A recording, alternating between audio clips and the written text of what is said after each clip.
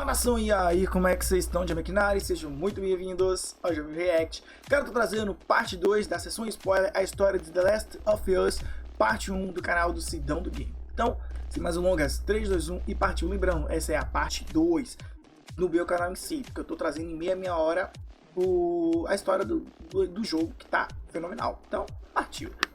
Tô nem sabendo mais falar, Jesus. Ellie recebe uma visita inesperada de Riley, que tinha finalmente conseguido se juntar aos vagalumes. Vamos falar rapidinho sobre a Riley, vai. Foda. Riley Abel nasceu entre 2016 Acho que foi o primeiro par romântico da Ellie, se eu não me engano. Viu seu pai se infectar e matar... Jaime, como é que você sabe essas coisas do jogo? Porque, tipo, eu já vi algumas reviews e tal, aí só que eu nunca trouxe a história toda do jogo, não sei totalmente muita coisa da história do jogo, então algumas coisas de relance. Eu sei mesmo porque o segundo jogo eu joguei tipo por meia hora, bem rápido, aí eu peguei algumas coisas da história que foi com que ela meio que deu alguns spoilerzinhos do primeiro. Só isso mesmo. Então, bora continuar. Totalmente sua mãe, fazendo com que o Riley tivesse que matá-lo logo em seguida. Caraca. Isso a abalou muito e ela acabou sendo transferida para uma zona de quarentena, onde conheceu outras crianças. Ela se adaptou bem ao modo militar de se viver e fez muitos amigos, mas mesmo assim odiava a vida totalitária, ou seja, que ela não fosse dona do seu próprio destino. Por isso, ela começou a apoiar os vagalumes. Nos eventos da história em quadrinhos, quando ela tinha 15 anos de idade, ela começou a se questionar se deveria continuar na zona de quarentena ou fugir, pois aos 16 anos ela seria obrigada a se alistar no exército dos militares da Fedra. E foi aí que ela conheceu a Ellie. No fim dos eventos da HQ, a Riley foge com os vagalumes, na esperança de se juntar a eles, e depois de quase 2 meses, ela retorna escondida para fazer uma última visita a Ellie, já que ela havia se tornado uma vagalume e precisava partir de vez com eles. Ela entra no quarto de Ellie de madrugada e a chama para saírem escondidas. Ellie aceita e Riley a leva para um shopping center abandonado. Elas brincam um pouco por lá e inclusive ligam a energia. Juntas elas brincam em vários brinquedos e inclusive tiram fotos juntas. Ellie questiona a Riley o porquê de tudo aquilo e Riley responde que essa seria a última vez que elas se veriam, já que ela precisava ir embora com os vagalumes. Elas discutem, mas continuam a brincar ainda mais, fazendo inclusive uma guerra de arminhas d'água. Elas ligam o rádio e passam a dançar juntas, onde Ellie ressalta que não quer que Riley vá embora. Eita! E a beija. De repente, vários infectados aparecem. O som e as luzes atraíram todos eles, né? Elas correm, mas quando estavam prestes a fugir, Ellie cai e Riley tenta ajudar. Elas matam os infectados, mas infelizmente, ambas são mordidas. Seu braço...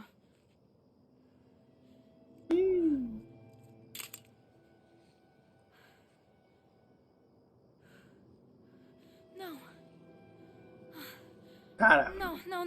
O jogo é tenso, tá ligado? Porque realmente mostra a realidade.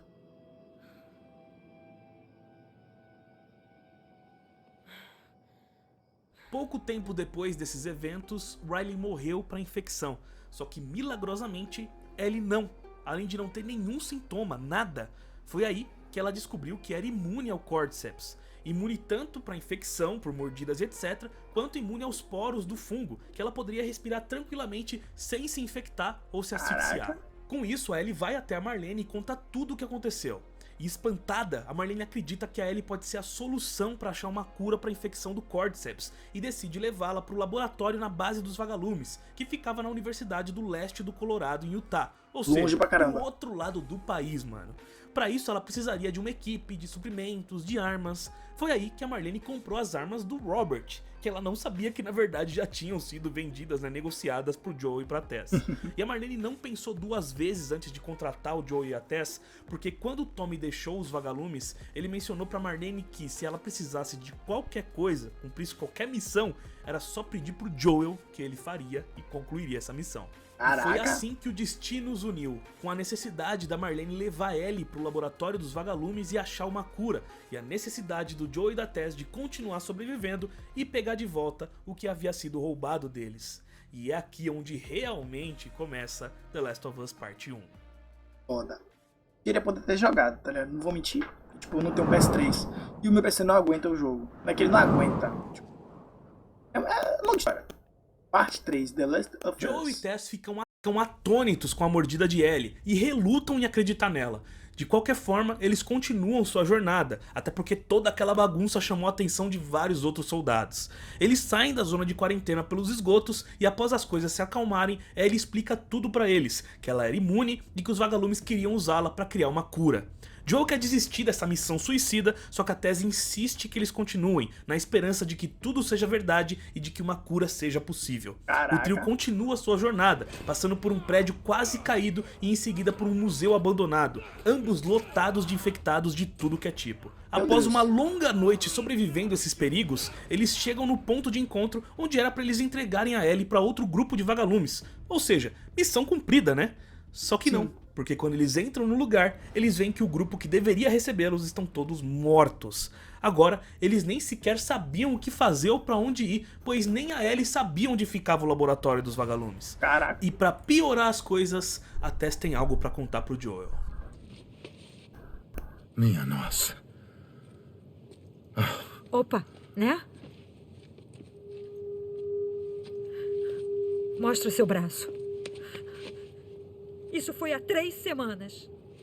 Eu fui mordida há 1 hora e já está pior. Isso aqui é real, Joel.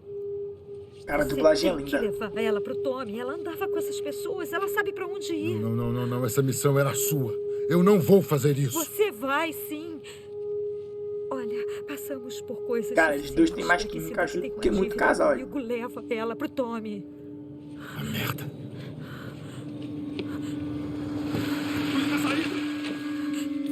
Eles estão aqui. Droga. Eu posso ganhar tempo, mas vocês têm que correr. Quê? Quer que a gente deixe você aqui? Quero. Mas de jeito Eu nenhum. não vou virar uma dessas coisas. Vai. Não dificulta as coisas. Isso é foda, Eu tá ligado? posso lutar. Não, vai embora! Vai de uma vez. Ellie, Desculpe, eu não queria que fosse assim. vem, vamos logo. Ela é tão pequenininha. Ó, raquítica.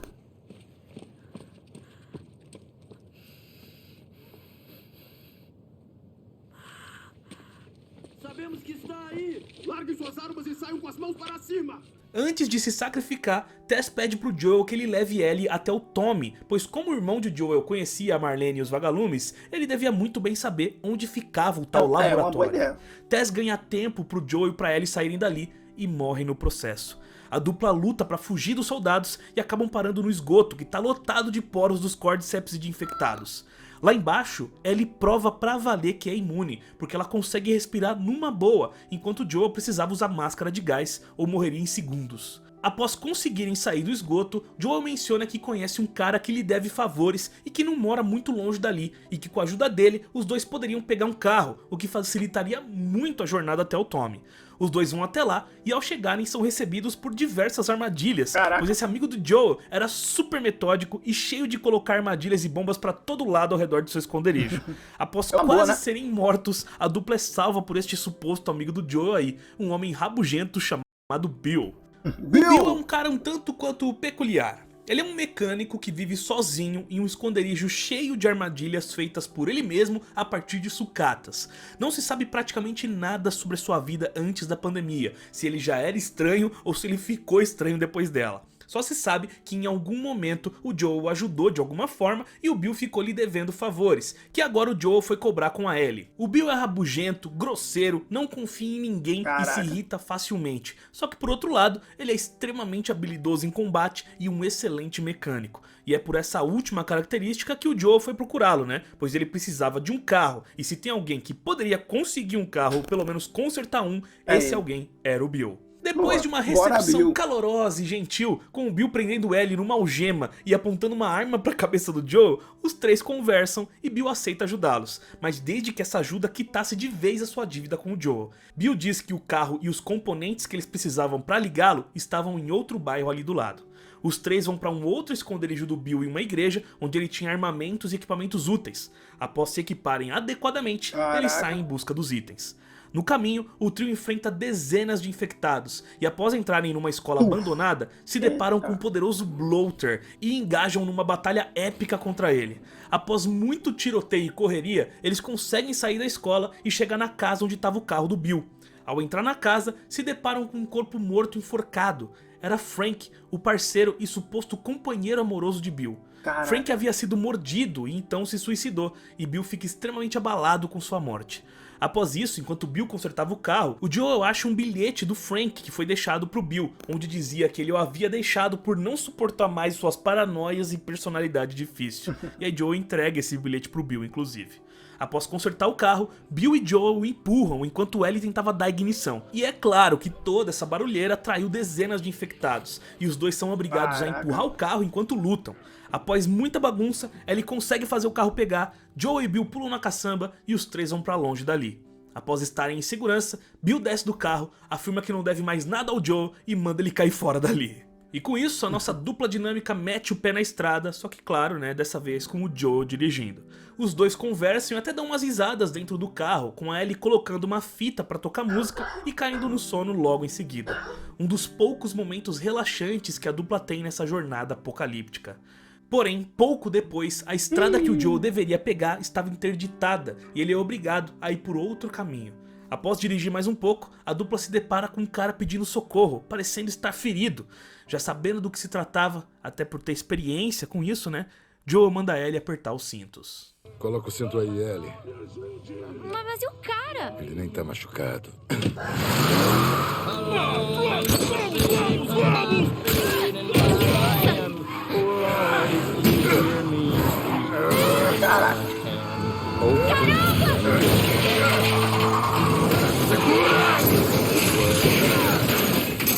Estourou o carro todo no meio. Eu tô bem. Eu tô bem. Então sai rápido. É, vem os caras, sai logo, vem os caras. Seu covarde!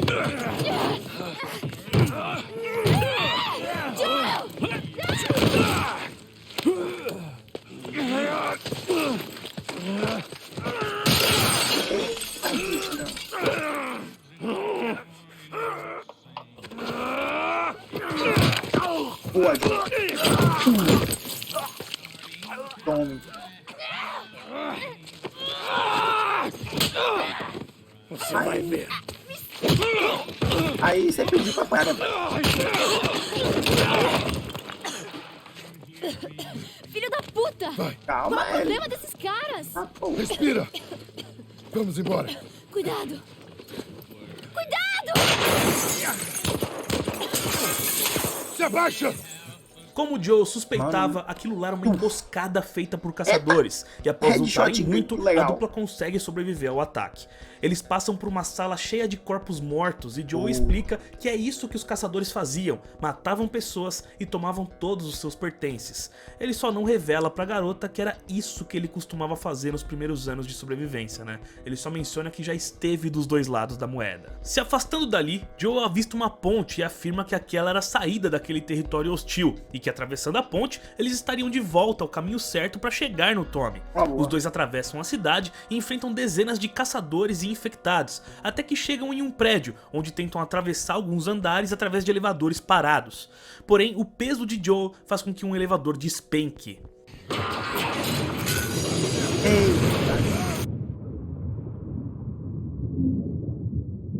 Meu Deus.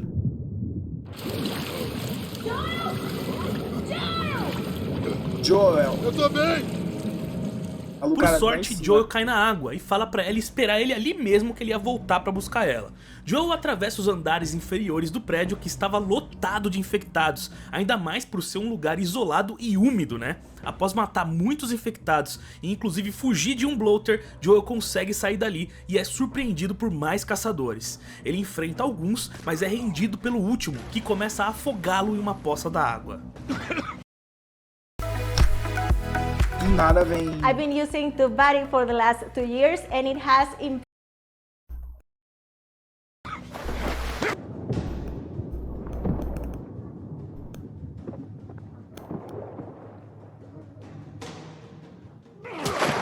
Boa. foda é isso, tá ligado? Tipo, você consegue lutar, mas só que, porra, meu irmão.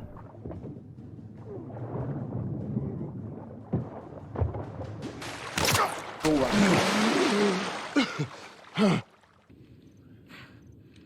Nossa, Ah, ele é sangue nos olhos, não tem eu pena atirei não. mesmo no cara, né?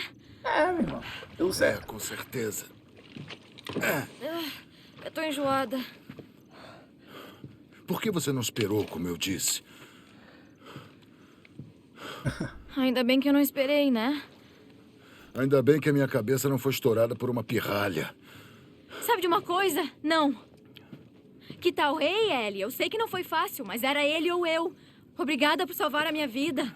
Por que não me diz algo assim, Joel? Ellie consegue salvar Joel, mas ao custo de matar alguém pela primeira vez na sua vida. Ela fica enjoada, mas logo se recupera ao perceber que Joel nem sequer agradeceu por tê-lo salvo. Na verdade, ele se irrita com ela, né? Era pra ela esperar por ele e ela deu toda a volta até chegar ali. Os dois continuam sua jornada até que chegam em um terraço onde avistam dezenas de caçadores na rua.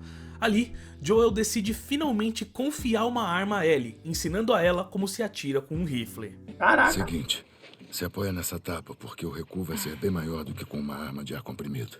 Certo. Agora puxa a trava. Segura bem aí. Puxa. Ótimo.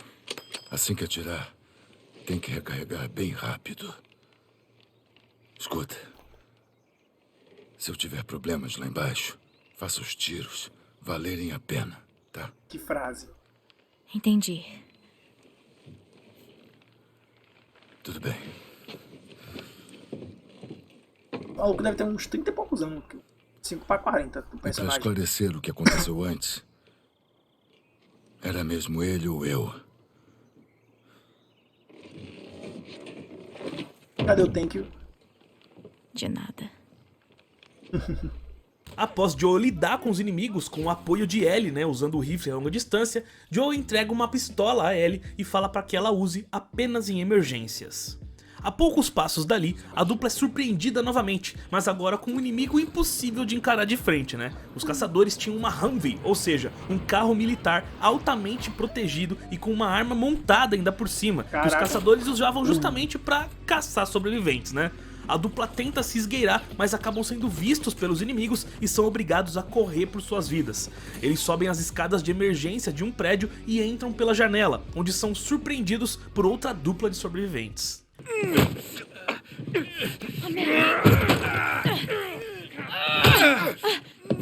Caraca.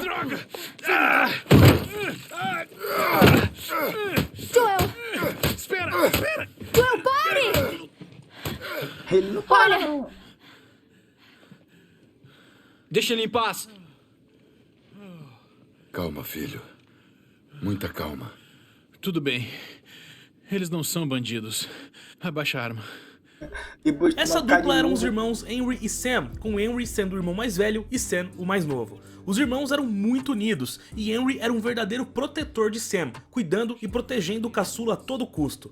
Henry tinha 25 anos de idade, ou seja, ele nasceu só 5 anos antes do surto de Cordyceps, então tem vagas lembranças de como o mundo era antes da pandemia. Caraca. Já o Sam tem 13 anos e, assim como a Ellie, só conhece esse mundo pós-apocalíptico e maldito. Vendo que Henry e Sam não eram uma ameaça, Joel e Ellie se juntam a eles, e os quatro unem forças para sobreviver aos caçadores e sair dali. Eles chegam em um esconderijo do Henry, que explica sua situação. Ele e o seu irmão Sam estavam ali junto com um grupo de pessoas que tinham um objetivo em comum de achar os vagalumes, mas haviam se perdido uns dos outros por causa do ataque dos caçadores. Cara, esses Segundo caras devem ele, ser ali chato. perto tinha uma torre de rádio que eles poderiam usar para achar seus amigos, que inclusive tinham marcado como um ponto de encontro ali, né? Só que pro Joel e a Ellie os acompanharem, precisariam sair dali naquela mesma noite. Joel topa e após eles descansarem um pouco, eles partem em mais uma jornada. Os quatro passam por um acampamento de caçadores e são surpreendidos novamente pelo tal do Humvee, que os deixa sem saída. Henry e Sam acabam deixando Joel e Ellie pra trás, tendo que se virar sozinhos. A dupla corre, mas acabam ficando sem saída, Caraca. tendo que pular de uma ponte direto no rio. Os dois pulam e são levados pela correnteza, se afogando. Sem discussão! Ellie! Meu Deus. E eu que não sei nadar.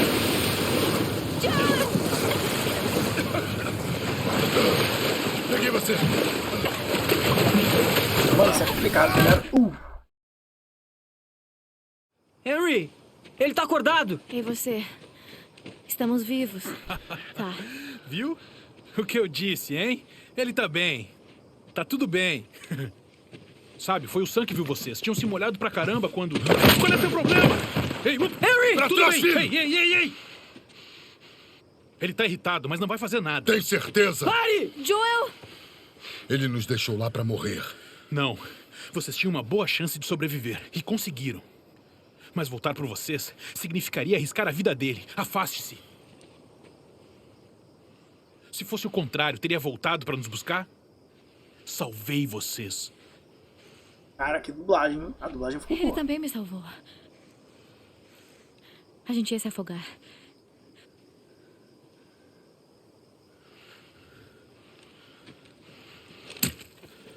Joe Por ficou sorte, pistola. os dois são salvos justamente por Henry e Sam, e mesmo com o Joel bravíssimo pelos irmãos terem os abandonado, Henry convence que Joel teria feito o mesmo pra salvar Ellie.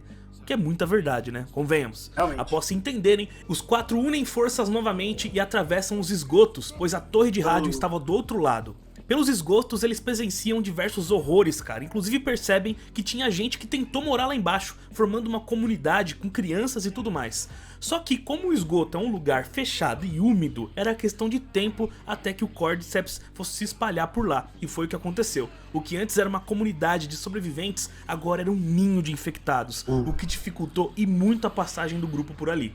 Após lutar muito, os quatro conseguem fugir e saem em uma vila, onde ficava justamente a torre de rádio. Porém, o caminho até a torre também estava lotado de caçadores, inclusive com um deles equipado com um rifle de precisão potente pra caramba. Após muita luta e muitas mortes, Joel consegue render o atirador e toma o seu lugar, limpando o caminho para os seus companheiros passarem, mas ao custo de atrair muitos infectados.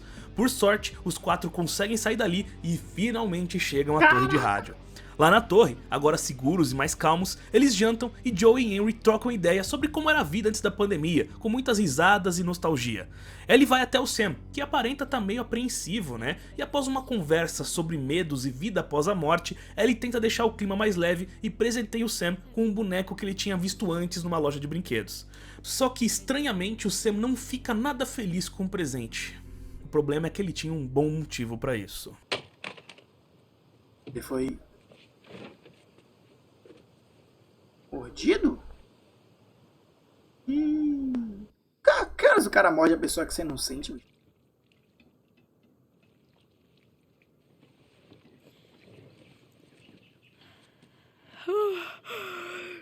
Droga! Que cheiro bom! Bom dia. Cadê o Sam? Deixei ele dormir até tarde. Ah, Se quiser que ele se junte a nós, pode acordá-lo. tá.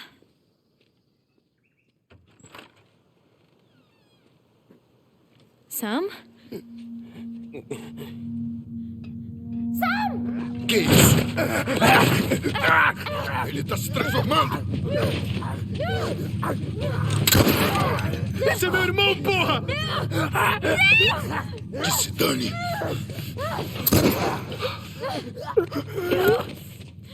Merda! Ellie, você tá bem? Aham. Ai, meu Deus. Sam?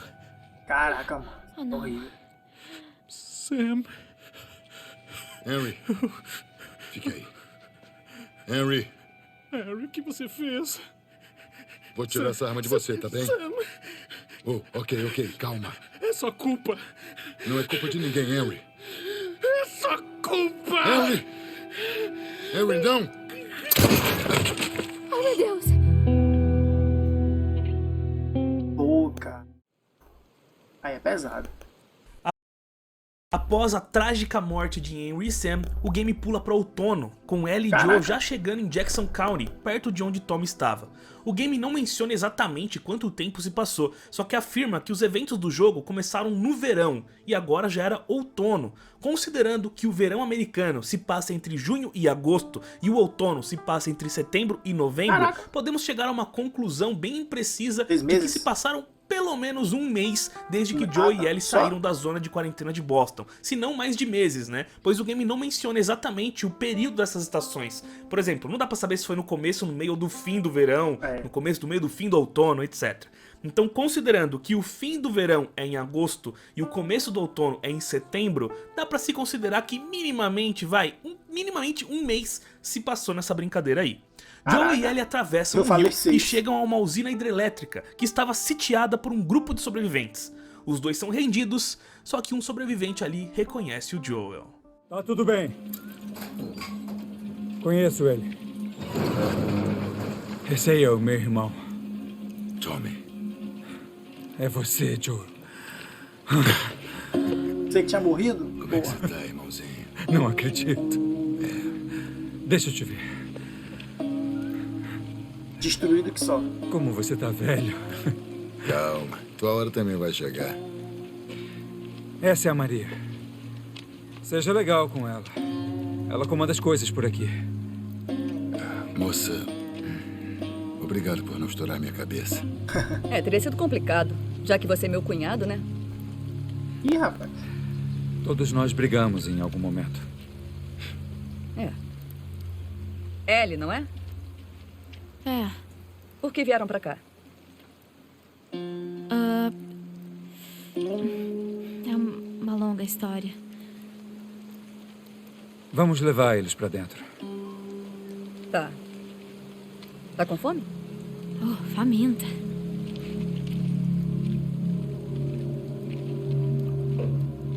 Caraca, bicho. Os irmãos se reencontram após anos e mesmo tendo se separado brigados, não deixam de se emocionar ao se verem novamente após tanto tempo. Tommy também apresenta Joel à sua esposa, Maria, com quem ele casou nesses anos longe de Joel. O grupo deixa Joel e Ellie entrarem na usina e explicam a situação. Aquela usina é a principal fonte de energia da cidade de Jackson, onde fica o acampamento de Tommy e precisa de manutenção regularmente. Fora que, por ficar afastada da cidade, essa usina é constantemente invadida por bandidos, que acabam por mexer em tudo e danificá-la no processo. O grupo de Tommy já estava ali há uma semana tentando religar a energia, só que sem sucesso até então. Ele também diz que a sua comunidade em Jackson havia crescido e prosperado muito e que mais de 20 famílias moravam lá. Caraca. Tudo bem organizado, com rondas, cavalos e até uma cerca elétrica, que precisava justamente da energia para funcionar. Enquanto explicava sobre sua nova vida, Tommy também revela que no meio desses anos sem ver o Joel, ele teve tempo de ir até a sua antiga casa no Texas e recuperar algumas coisas, só que o único item de valor que ele conseguiu recuperar foi uma foto de Joel e Sarah. Joel nega o presente e manda Tommy guardá-lo. Mudando de assunto, Joel pede para conversar com o Tommy a sós e explica toda a situação, que a Ellie era imune e que precisava ser levada até os vagalumes. Com isso, ele pede que o Tommy a leve em seu lugar e pegue o pagamento para ele. A única coisa que o Joel queria agora era alguns suprimentos para ele poder voltar até sua casa na zona de quarentena de Boston. Tommy se irrita e diz que não pode fazer isso, pois ele não estava mais com os vagalumes e não ia arriscar homens e famílias da sua comunidade. Nisso, o Joel se irrita também e os dois discutem feio. Quer equipamento? Legal. Mas eu não vou ficar com essa garota. É assim que você me paga, é? Pagar? Por todos esses anos que eu cuidei de nós? Cuidou? Chama isso de cuidar? Eu só tenho pesadelos daqueles anos. Você sobreviveu graças a mim. Não valeu a pena. Eu trago a cura para a humanidade. Você quer brincar de irmãozinho irritado? Nós não estamos em casa. Coloque as mãos em mim de novo. Isso não vai acabar bem. O que foi isso? Estamos sendo atacados. Ainda lembra como matar, não é? Os irmãos só não saem na porrada porque são interrompidos por um ataque de bandidos à usina. Após muita luta, eles conseguem limpar o local e Tommy vai conversar com Maria. Ele considerou e topou levar Ellie aos vagalumes, algo que a Maria foi totalmente contra e ficou muito furiosa. Ellie percebe essa agitação e pergunta o que tá rolando pro Joel, que disfarça e diz para eles conversarem depois. Joel vai falar com Tommy e após eles entrarem em acordo, percebem que Ellie havia roubado um cavalo e fugido. Joel e Tommy montam em cavalos e vão atrás dela. Depois de muito procurarem, eles a encontram em uma casa abandonada e Joel vai conversar a sós com a menina, onde eles colocam os pingos nos is e falam tudo o que queriam falar e que estava preso na garganta. Você sabe o que a sua vida significa? Hã? Fugindo assim, colocando a vida em risco, é uma tremenda idiotice. Então estamos os dois decepcionados um com o outro. O que você quer de mim? Admita que queria se livrar de mim o tempo todo. O Tommy conhece essa área. Dane-se! Desculpe, acontece que eu confio mais nele do que em mim. Pare de besteira! Do que você tem medo? Cara, de que eu a dublagem termine também como é Sam foda. é? Eu não vou me infectar. Eu posso cuidar de mim Quantas mesma. vezes nós quase morremos? Acho que estamos indo bem até agora. E agora você vai ficar melhor ainda com o Tommy. Eu não sou ela, sabia? O quê? A Maria me contou da Sarah. Ellie. Olha aqui, Ellie, esse assunto é muito delicado. Caraca, engrossou até a Sinto voz. muito pela sua filha, Joel. Mas também perdi pessoas. Você não faz ideia do que é perder. Todas as pessoas que eu gostava morreram ou me deixaram. Todo mundo, menos você. E não diga que eu ficaria mais segura com outra pessoa, porque na verdade eu só teria mais medo. Tem razão. Você não é minha filha. E com certeza eu não sou seu pai. E nós vamos nos separar. Preparem-se. Temos companhia.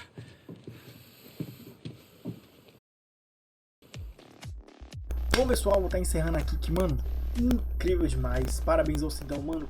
Que forma de contar a história incrível que ele faz, tá ligado? É incrível, me emocionei agora com esse final dessa segunda parte, que, mano, é absurdo, de verdade mesmo. É um absurdo. E logo eu vou estar trazendo a parte final, que é a parte 3. Cara, parabéns ao Sidão, que incrível, jogo fenomenal, curti bastante, tá insano demais, mano, é praticamente um filme documentado, tá ligado? E adorei demais, show? Bom, esse é o vídeo, espero ter gostado, se inscreva, deixa o like, ativa o sininho que é muito importante, ok? Até a próxima e fui!